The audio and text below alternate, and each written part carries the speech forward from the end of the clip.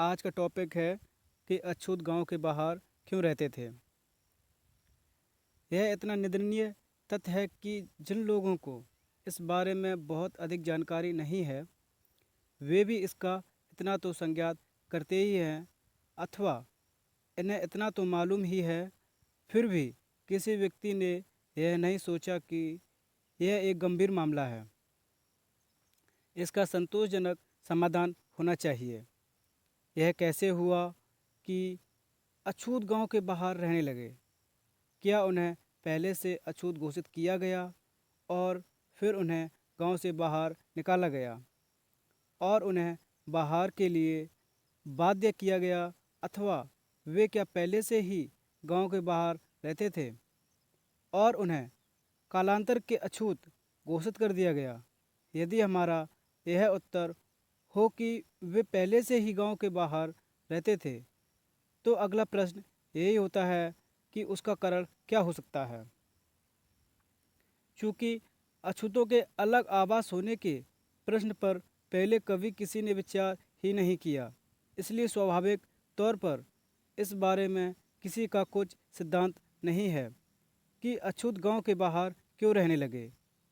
यह तो हिंदू शास्त्रों का मत है, और यदि कोई इसे सिद्धांत मानकर उचित कहे तो वह कह सकता है, शास्त्र कहते हैं कि अत्यजों के गांव को बाहर रहना चाहिए और उसकी बस्ती गांव के बाहर होनी चाहिए। उदाहरण के लिए कथन है, चांडालों और खच्चरों का निवास गांव से बाहर हो, उन्हें अपपात्र बनाया जाए, उनका धन कुत्ते और गधे हों, मुर्दों के उतरन कफन उनके वस्त्र हो, वे फटे पुराने बर्तनों में भोजन करें। मुर्दों व धर्म धारण करता हुआ मनुष्य उनसे किसी प्रकार का सरोकार न रखे, उन्हें देखे तो भी नहीं, आपस में ही अपना सब व्यवहार रखें और वे अपने व्यवहार भी अपनी बराबरी वालों के साथ करें, और भोजन उन्हीं किसी नौकर आदि द्वारा टूटे हुए बर्तन में दिया जाए। रात को वे गांव या नगर में नहीं घूमें। दिन में वे अपने काम के लिए जा सकते हैं, किंतु उन्हें राजा आज्ञा से सचेतन होना चाहिए। हाँ, यह शास्त्रोक्त मर्यादा है कि वे ऐसे व्यक्तियों की लाश शमशान ले जा सकते हैं जिसका कोई संबंधी ना हो। राजा आज्ञा से वे दंड नीति के अनुसार सदैव अपराधियों का वध करें और वे उन अपराधियों के वस्त्र, निस्तरें और गहने ले लें। लेकिन शास्त्रों के इन कथनों का क्या निष्कर्ष निकलता जाए? इनकी दोहरी व्यवस्था की जा सकती है। जब शास्त्र कहते हैं कि अछूतों को गांव के बाहर रहना चाहिए, तो उनका इतना ही हो सकता है कि अछूतों को वही रहना चाहिए जहां वे ठहरते हैं। यह एक व्याख्या है।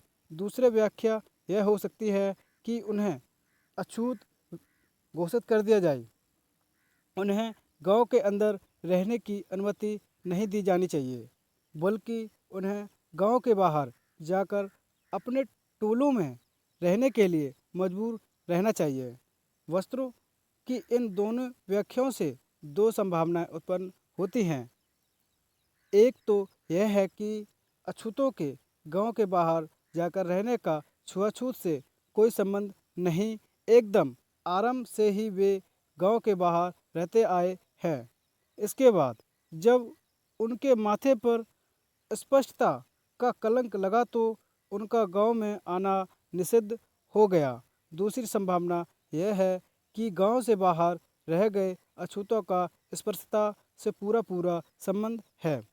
दूसरे शब्दों में अछूत पहले मूलतः गांव के अंदर रहते हैं, बाद में जब उनके माथे पर छुआछूत का कलंक लग गया तो गांव को खाली करके गांव से बाहर रहने पर मजबूर हुए।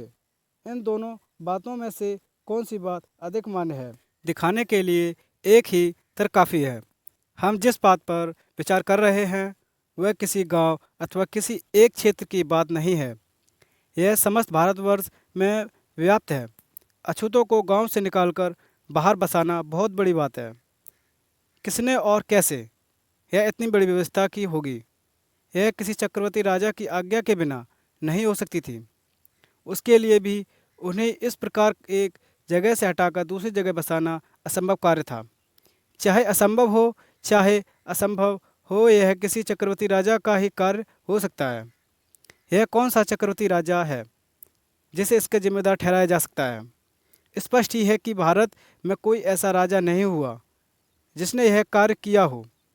यदि भारत में ऐसा कोई राजा नहीं हुआ तो यह दूसरी संभावना छोड़ देनी चाहिए। अब जिस बात पर विचार किया जा सकता है वह यही है कि जो लोग अछूत कहलाते हैं वे अछूत कहलाना आरंभ करने से भी पहले एकदम आरंभ से ही गांव के बाहर रहते थे और बाद में अछूत बना दिए जाने के कारण उन्होंने बाहर ही रहना जारी रखा। लेकिन इससे एक बहुत ही कठिन प्रश्न पैदा होता है कि वे गांव के बाहर क्यों रहते थे? उन्हें ऐसा करने के लिए किसने मजबूर किया? उसका उत्तर यही है कि समाजशास्त्र के विद्यार्थी को संसार भर में आदिम समाज में वर्तमान रूप धारण करने के संबंध में जिन बातों की जानकारी है उनका ख्याल करके यही मानना स्वाभाविक लगता है कि अछूत आरंभ से ही गांव के बाहर रहते आए हैं।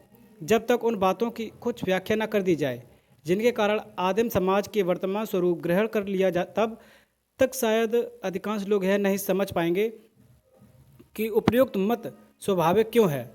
यह बात को अच्छी तरह समझने के लिए यह आवश्यक है कि हम यह ध्यान रखें कि वर्तमान समाज आदिम समाज से दो बातों में भिन्न है। आदिम समाज खानाबदोश जातियों का बना था और वर्तमान समाज स्थिर पूर्व एक जगह बनी बस्तियों का जाति समूह है, तथा आदिम समाज रक्त संबंध पर आधारित वकीलों का एक समूह है। वर्तमान समाज नस्लों का समूह है। दूसरे शब्दों में आदिम समाज ने वर्तमान स्वरूप तक पहुंचने के लिए दो तरफ अपना विकास किया है।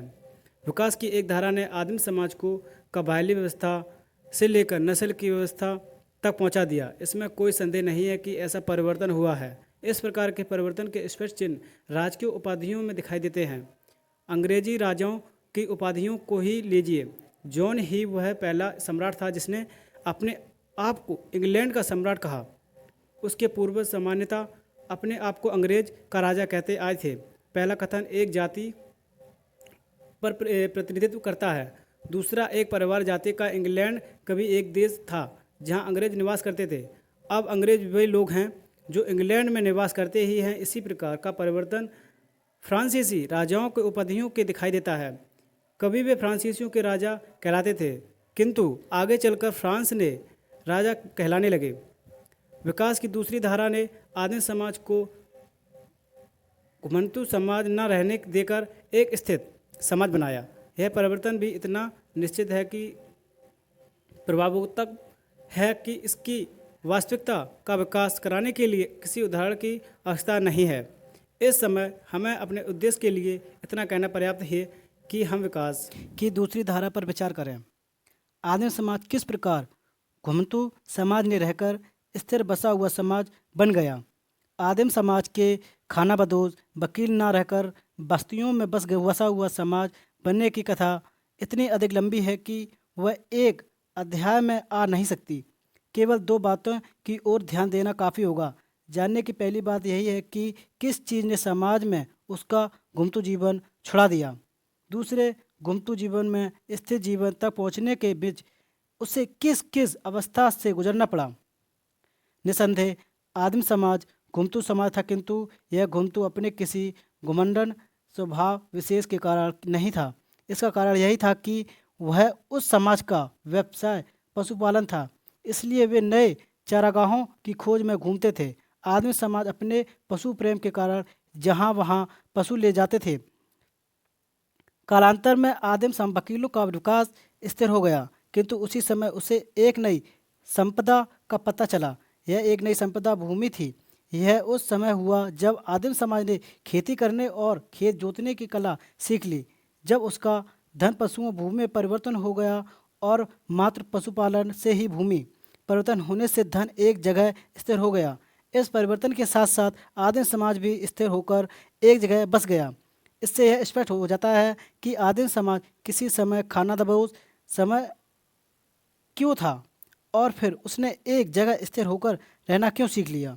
ध्यान देने की दूसरी बात यह है कि जब आदिम समाज घुमंतु जीवन छोड़ने की ओर अग्रसर था, तब उस समय क्या घटना घटी, परंतु जीवन को छोड़कर स्थिरता का जीवन ग्रहण करने पर आदिम समाज के सामने मुख्य रूप से दो समस्या सामने आई। एक तो वह थी जो एक जगह बस जाने वाले के सम्मुख आई और दूसरी वह थी जो छितरे हुए कबीलों के मुख आई।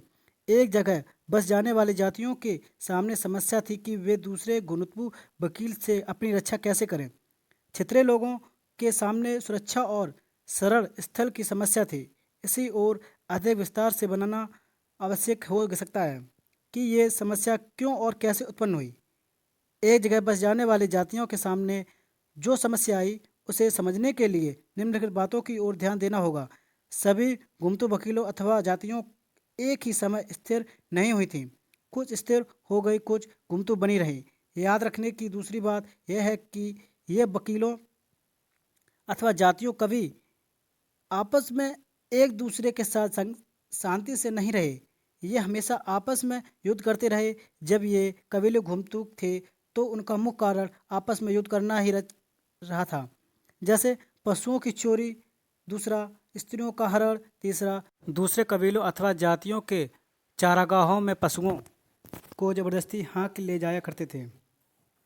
जब कुछ कबीले अथवा जातियां अभी तक घुमतू जीवन व्यतीत कर रही थीं तो उनके लिए एक जगह बसे हुए लोगों के साथ टकराव और भी आसान हो गया। दूसरे खानाबदोश लोगों के साथ लड़ाई करने की अपेक्षा इनमें अधिक लाभ था। खानाबदोश जातियों की समझ में यह बात आ गई थी कि एक स्थान पर बस जाने वाले जातियों के पास दोहरी संपत्ति थी। घुमतू कबीले की तरह ही इनके पास भी पशु थे और इनसे अतिरिक्त इनके पास भूमि थी, जिससे देखकर लगातार संगठित रूप में आक्रमण करते थे जिससे वे उनका धन ले जा सकें। तीसरी बात यह है कि एक जगह बसी हुई जातियां इन घुमतू कबीलों से अपनी रक्षा करने के मामले में कमज़ोर थीं, क्योंकि वे अधिक लाभ के धंधे में लग गई थी। इसलिए वह समस्या के अनदेखी करके मारकाट में ही नहीं लगी रहना चाहती थी। वे अपने घर छोड़कर इन घुमतू कबीलों का पीछा भी नहीं कर सकती थी। इसमें कुछ भी आश्चर्य की बात नहीं है। इतिहास बताता है कि जिन लोगों के पास अपनी रक्षा के लिए साधन नहीं होते थे, दूसरे असभ्य लोगों का मुकाबला नहीं कर सकते थे। इससे यह समझ आता है कि खानाबदोश जातियां जब एक जगह बसने लगी तो उससे सामने आत्मरक्षा की समस्या क्यों और कैसे उपस्थित हुई। उधर यह समझ कठिन नहीं है कि छितरे हुए लोगों की समस्या कैसे उत्पन्न हुई। यह कबीले के निरंतर युद्ध का ही परिणाम है। जो कबीलों की उस आदिम अवस्था में उन कबीलों अथवा जातियों का सामान्य जीवन था, इन कबीलों के युद्धों में प्राय ऐसा होता था कि एक कबीलों का स्वरथा सफाया तो नहीं होता था, किंतु वह परास्त होकर बिखर जाता था। बहुधा जो दल परास्त हो जाता था वह टुकड़े टुकड़ों हो जाते थे। इसके परिणाम स्वरूप समाज के विकास की आदिम अवस्था में एक बड़ी जनसंख्या जो उसी प्रकार परास्त होकर बिखरे लोगों को इधर उधर घुमाती रहती थी।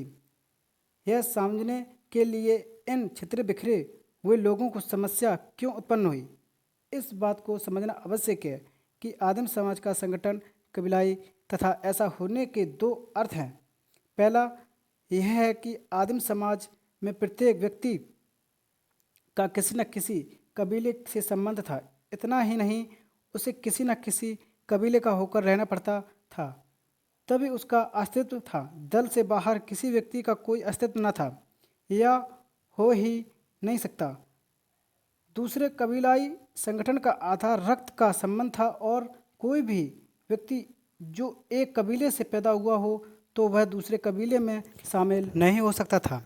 इसलिए उसे कबीले में व्यक्तिगत हैसियत में ही रहना पड़ता था। वह दूसरे कबीलों के समाज में जहाँ एक कबीले का दूसरे कबीले के संग्राम हो रहा हो, इस बात का सदैव डर बना रहता था कि उधर इधर फैले लोगों के इन समूहों पर भी आक्रमण ना हो जाए। वे नहीं जानते थे कि कहाँ शरण ढूंढें। वे नहीं जानते थे कि उन पर कौन आक्रमण कर दे और कौन उनकी रक्षा करेगा। इसलिए आश्रय स्थान मिलना और सुरक्षित रह पाना इन छितरे हुए लोगों की समस्या बन गई। आदिम समाज के विकास के बारे में ऊपर जो कुछ संक्षिप्त रूप में कहा गया है, इससे स्पष्ट होता है कि आदिम समाज के जीवन में एक समय था जब वह दो समूहों में विभाजित हो गया था। एक समूह एक जगह बसे हुए आदमियों का था उनकी समस्या थी कि उन्हें ऐसे लोग मिलें जो घुमतू आक्रमणकारियों के विरुद्ध उनकी पहरेदारी का काम करें। दूसरा समूह उन छितरे हुए परास्त लोगों का था जिनके सामने यह समस्या थी कि उन्हें कोई ऐसे संरक्षण मिल जाए जो भोजन तथा सरल स्थान दे सकें। अगला प्रश्न यह है कि इन दोनों समूहों ने अपनी समस्या को कैसे सुलझाया।